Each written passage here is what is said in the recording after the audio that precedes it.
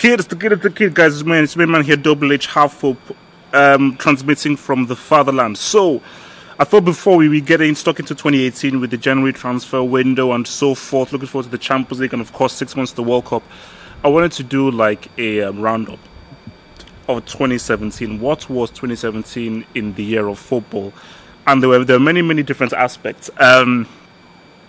So I think first off, I think we've got to kick off with Real Madrid. The very fact that these guys were able to defend their title, the first team ever in the Champions League era to defend their title. Not many people thought they would do it.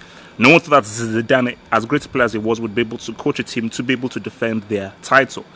And you look at what they did in the final against Juventus. It was extremely one-sided because you would think that the final hurdle would be so tough against Juventus, and you thought maybe at 1-1 you never know where it was going to go, but just it's really capped off how special this team was. Because people talk about the Barcelona team, and yeah, the Barcelona team under Guardiola, arguably one of the greatest club sides ever, but they never won the Champions League back-to-back. The Premier Club competition, winning your domestic competition is irrelevant. Your club competition back-to-back, that is huge. And I think the way Real Madrid did it, and I think it was obviously Cristiano showing again how he's one of the best goal scorers of all time, but Modric really coming into his own and how he completely took over. That final was amazing. So I think definitely that was one of the hallmarks of Real Madrid, where a team who were the first team to defend their Champions League title show that it can be done, and they did it in style. They didn't struggle through, they didn't meander their way, they did it deservedly and comprehensively so. But really, perhaps the biggest story of this year was Neymar. That was the biggest story of the year. His move from Barcelona to PSG. Neymar is too good to be anybody's Robin. He's got to be Batman. I mean, I don't care about Messi, I don't care about Cristiano, I don't care about Robert, I don't care about any of these guys. Neymar doesn't come below any player on this planet. But I think perhaps the most important transfer in hindsight is definitely Mo Salah. His movement, his touch, his finishing, his quality on the ball has been amazing, and it has been a super year for him, not only for how he has contributed to Liverpool, but also the defining moments in helping Egypt to reach their first World Cup since 1990. So definitely Salah has had a superb 2017, and I would say that has perhaps been the most valuable, that's the key word, I love that word, the most valuable transfer has been Mo Salah. If I was going to give like a coach of 2017, it probably has to be Guardiola. He finished the last season, ending up in third after they had a rough patch. But you look at what he did in the summer. He recruited, he learned from his mistakes, he improved the players got better. Sané came back better. Sterling came out incredibly better.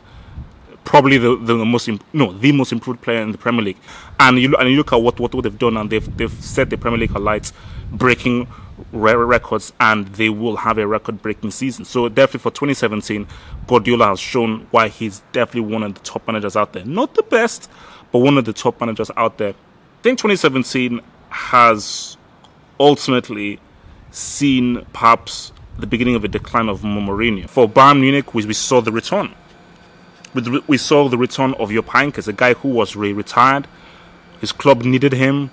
Things didn't work out with Ancelotti. Was it the players to blame? Who was to blame? But he came out of hiding and said, look, man, I'm going to help my boys. But this has been, for me, if I were going to pick a player of the season, it has to be Mbappe.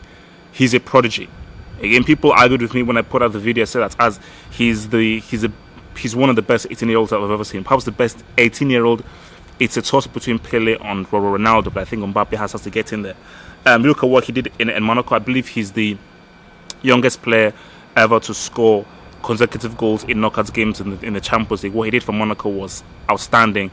How he's formed an instant connection with Neymar at PSG, and just how well he's done with PSG. You look at how Bayern Munich served up PSG at the Allianz Arena. Who was the only player that scored? Who was the best player for them? Mbappe, a damn teenager. So definitely this has really been the year of Mbappe, who I believe has really been one of the standout players of the year. I have hopes for 2018 because of course 2018 is the World Cup season. So I really hope that 2018 really is that year that really everything really just, you know, rises up. And look, because I think 2018, well, I do feel we're going to have one of the most memorable Champions League seasons we've ever seen. I really feel this is going to be, I'm looking at the teams left in the Champions League, I just think it's going to be crazy. And of course, it's the World Cup. We've been waiting 4 years for this, and we're now 6 months away from the World Cup. So 2017 is behind us. I'm tired of looking behind. I would look in front. 2018, let's make it happen. Bada bing, bada three smacks. Thanks for watching this video. Now, to gain full access to the full unedited version of this video, think about becoming a patron and getting access to that video as well as all the exclusive vids. Peace.